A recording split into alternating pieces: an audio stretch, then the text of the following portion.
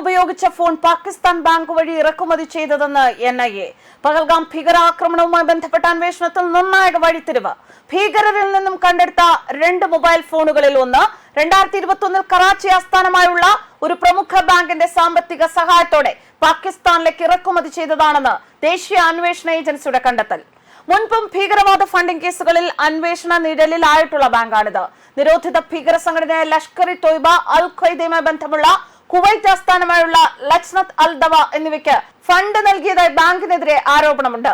ഭീകരർ ഉപയോഗിച്ച 2 ഫോണുകളും 2021-ലും 2023-ലും ഇറക്കുമതി ചെയ്തവയാണ് എങ്കിലും പഹൽഗാം ആക്രമണത്തിന് തൊട്ടു മുൻപ് വരെ ഇവ ഒരിക്കൽ പോലും ഓൺ ചെയ്തിരുന്നില്ല എന്നും അന്വേഷണ ഉദ്യോഗസ്ഥർ വ്യക്തമാക്കുന്നു.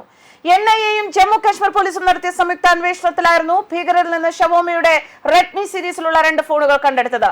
കഴിഞ്ഞ ജൂലൈ 28-ന് ദാച്ചിഗ്രാം വനമേഖലയിലെ മുൽനാർ മഹാദേവിൽ നടന്ന ഏറ്റുമുട്ടലിൽ കൊല്ലപ്പെട്ട ഫൈസൽ ജാട്ട്, ഹബീബ് താഹിർ, ഹംസ അഫ്ഗാനി എന്നീ ഭീകരരിൽ നിന്നാണ് ഫോണുകൾ കണ്ടെടുത്തത്.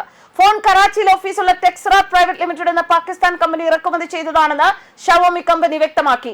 വലിയ തോതിൽ ചരക്കുകൾ ഇറക്കുമതി ചെയ്യുമ്പോൾ ബാങ്കുകൾ ലെറ്റർ ഓഫ് ക്രെഡിറ്റ് അനുവദിക്കുന്ന സാധാരണ ബിസിനസ് രീതിയുടെ ഭാഗമായാണ് ബാങ്ക് ഇതിന് ധനസഹായം നൽകിയത് എന്നാണ് വിശദീകരണം.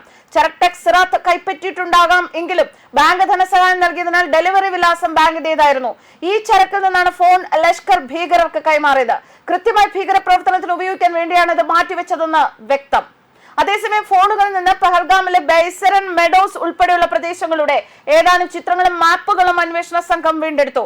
പഹൽഗാം ഭീകരാക്രമണത്തിന് ആഴ്ചകൾക്ക് മുൻപ് ഭീകരർ സ്ഥാപിച്ച ഒരു കൂടാരത്തിന്റെ ചിത്രവും ഫോണിൽ നിന്നും വീണ്ടെടുത്തിട്ടുണ്ട്. ST02 Faisal house main branch Shahrah e Faisal, Karachi, Pakistan. ഈ വിലാസത്തിലുള്ള ബാങ്കിൽ നിന്നാണ് ഇതിനുള്ള പണം കൈമാറിയത്. ഇത് ഫൈസൽ ബാങ്ക് ലിമിറ്റഡിന്റെ ഔദ്യോഗിക വിലാസമാണ്. ഫൈസൽ ബാങ്കിന്റെ ഭീകരബന്ധം നേരത്തെ വിവിധ ഏജൻസികൾ ഉന്നയിച്ചിരുന്നു. US-ലെ സെപ്റ്റംബർ 11 ഭീകരാക്രമണവുമായി ബന്ധപ്പെട്ട് രജിസ്റ്റർ ചെയ്ത കേസുകളിലെ കുറ്റപത്രത്തിലും ഫൈസൽ ബാങ്ക് ഇടം പിടിച്ചിട്ടുണ്ട്.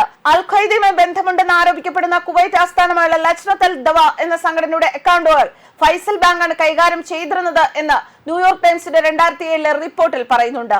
News desk കർമാക്സ്.